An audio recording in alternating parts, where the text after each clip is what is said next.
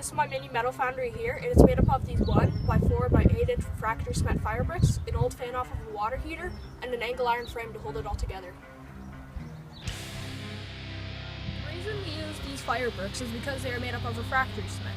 That means they are resistant to heat, and we can use them as a barrier to keep the heat in, and they won't break down.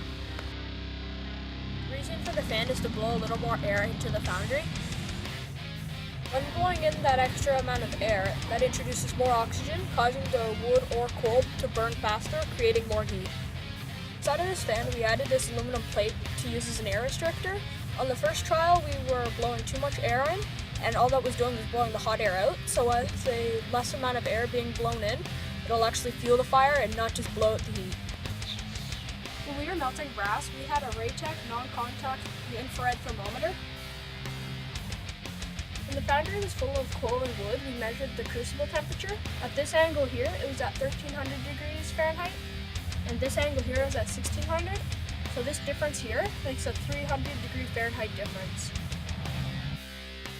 So when we were casting, we had to wear some safety equipment, and what they were these high temperature leather welding gloves, this face mask to prevent getting splashed in the face with any molten metal, and these steel tongs to pick up the crucible, and to pour the metal so we don't get burnt. So this is the crucible here. It is a clay graphite crucible, and it is known as a 4-pound crucible because it's supposed to hold up to 4 pounds of aluminum in it. When you get a brand new clay graphite crucible, the first thing you have to do is dry it. When drying a crucible, you have to heat it up to between 300 and 400 degrees Fahrenheit, and then leave it there for half an hour to an hour to dry out, to drive out all the moisture. Drying the crucible. Now we're tempering. What we're doing is we have it set up in the fire pit, surrounded by hot coals and burning rods, which is trying to bring up the crucible to the red hot state. Okay, now we're trying a little bit of an experiment. While we're tempering it, we're going to see if we can melt some pop tabs in there while we're tempering. It looks like they're starting to melt. It's looking pretty good. We're going to see if we can pour it soon. Crucible starting to glow. You can see it a little bit on the left. It's been about a minute since it was in the fire, and it's still over 700 degrees, almost 800. So there are 2 little castings here. The majority slag because our crucible was a little dirty from all the ashes and stuff from the fire. But still kind of cool. When melting metal to recycle it, there are usually impurities in the metal. These impurities usually rise to the top because they have a lower density. It's good that the impurities float to the surface because we can scrape it off and put it off to the side. This process is called slagging, and the impurities are called slag. This is some slag here from some aluminum that we casted. This is the inside of the foundry here. When it's running, this is what it looks like. It'll have some coals surrounding the crucible. This fan here will be blowing air in, adding oxygen to the coals, making it burn hotter, and it'll have some metal in there, getting ready to melt. For making the molds for casting different shapes, we made some homemade green sand. The homemade green sand is made up of sieved clay sand, clay, water, oil, and crushed up charcoal briquettes. To collect the finest sand possible, we use this stainless steel fine screen and this plastic cup, and just put some sand over to get the finest sand out. As you can see, none of the big pieces went through. When making the mold, the first thing to do is to pack down all your green sand. Make sure to have it all even and flat.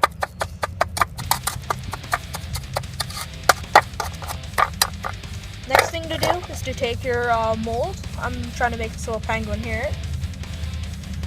So push that down into the sand. And then after you push down, remove it from the mold, and then it should have an imprint. Once the metal has been poured and allowed to cool, then you can remove your casting from the sand.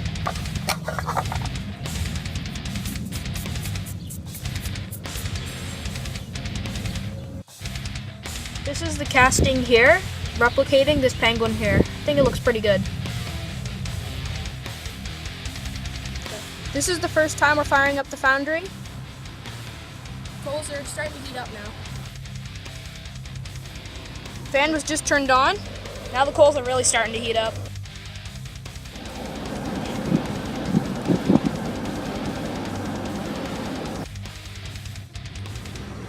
This is some scrap aluminum here. We're going to be throwing it in the forge soon. We're breaking little pieces off of here. We just put them in there. Still have a bunch left though.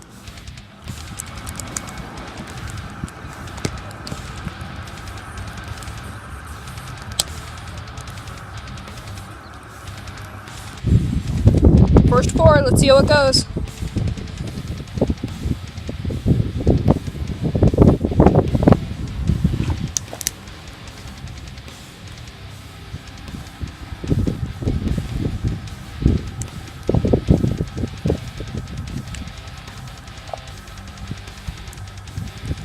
About 6.5 ingots. Just about to start our first cast. We're printing the front part of this little penguin.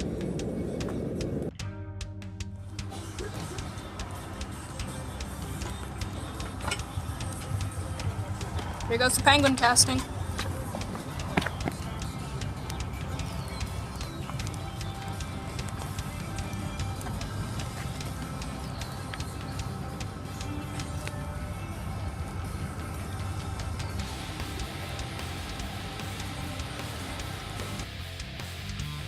We're dumping the ingots in now, cool them down.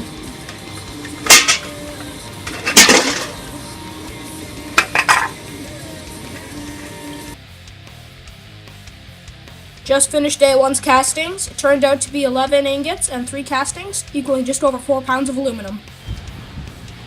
Now we're casting brass for the first time.